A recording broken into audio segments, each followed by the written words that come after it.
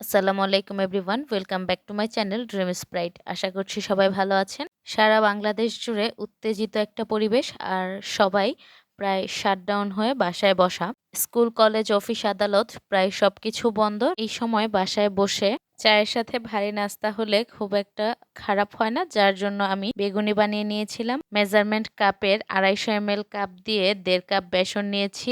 85 ml cup দিয়ে 1 cup সমান ময়দা নিয়েছি এবং 15 ml বেকিং পাউডার নিয়েছি এবং তার সাথে হাফ চামচ পরিমাপে হলুদ এবং মরিচের গুঁড়া ব্যবহার করেছি। তারপর সবগুলো শুকনো উপকরণ একসাথে স্প্যাচুলার সাহায্যে মিশিয়ে নিয়েছি। মিশিয়ে নেওয়ার পর 250 ml কুসুম গরম পানি নিয়েছি কাপে এবং অল্প অল্প করে পানি দিয়ে মিশ্রণটা গুলিয়ে নিচ্ছি। পুরো পানিটা একসাথে ঢেলে দিলে বেশিরভাগ সময় মিশ্রণটা পাতলা হয়ে যায় অথবা কিছুটা দলা পেকে থাকে। আমি দলা যাতে পেকে না থাকে তার জন্য স্প্যাচুলার সাহায্যে চেপে চেপে, আপনারা চাইলে হ্যান্ড উইক্স অথবা হাতের সাহায্যেও গোলাটা করে নিতে পারেন। আমি স্প্যাচুলার সাহায্যে করে নি। আপনারা আপনাদের সুবিধা মতো করে নেবেন, আর অবশ্যই পানিটা যাতে হাতের আঙ্গুলে ধরা যায় এরকম কুসুম গরম রাখবেন। যদি অতিরিক্ত গরম পানি ব্যবহার করেন এক্ষেত্রে ব্যাটারটা বেশি পাতলা হয়ে যাবে এবং চুলায় দেওয়ার পর বেগুনি বা আলুর চপ যাই বানান না কেন মিশ্রণটা ফেটে তেলে ছড়িয়ে যাবে এবং অতিরিক্ত তেল ঢুকে যাবে, যেটা খাওয়ার উপযুক্ত থাকবে না বা কারো সামনে সার্ভ করার উপযুক্ত থাকবে না। আমি 3 ঘন্টা রেস্টে রাখার জন্য একটা ঢাকনাওয়ালা বাটিতে রেখে দিয়েছিলাম।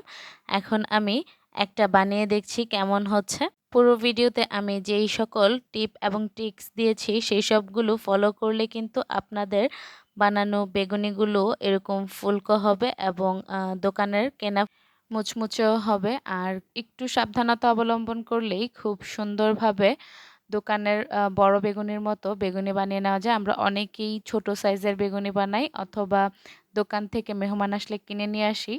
সুন্দরভাবে বেগুনি বানাতে পারলে দোকান থেকে কিনে আনতে হয় না। আর অনেক সময় মেহমানরাও জিজ্ঞেস করে, আপনার বেগুনিগুলো কি দোকান থেকে কিনে নিয়ে এসেছেন? বেসনের মধ্যে চালের গুঁড়া দেওয়ার জন্য একটু মুচমুচে হবে আর মরিচের গুঁড়া দেওয়ার জন্য একটু ঝাল ঝাল ফ্লেভার আসবে এবং কালারটাও দেখতে সুন্দর হবে।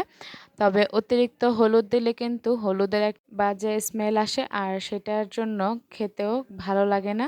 আমি অনেককে দেখেছি বেগুন কেটে বেগুনের গায়ে লবণ দিয়ে রাখে, এতে করে বেগুনের কালারটা নষ্ট হয়ে যায়। তবে আমার মনে হয় আপনারা হ্যান্ড কাটার দিয়ে যদি বেগুনটা আলু ছিলার মতো করে ছিলে নিতে পারেন, এতে করে খুব তাড়াতাড়ি বেগুনটা সিদ্ধ হয়ে যায় এবং লবণ দেওয়ার কোনো প্রয়োজন হয় না। আমার ভিডিও যদি আপনাদের কাছে ভালো লেগে থাকে তাহলে অবশ্যই বেশি বেশি ফ্রেন্ডস অ্যান্ড ফ্যামিলির সাথে শেয়ার করবেন। ফেসবুক পেজে লাইক এবং ফলো দিয়ে পাশে থাকবেন। তার সাথে সেম নামে আমার একটি ইউটিউব চ্যানেল আছে, সেই চ্যানেলটাতেও সাবস্ক্রাইব করে পাশে থাকবেন। ধন্যবাদ পুরো ভিডিওটি দেখার জন্য।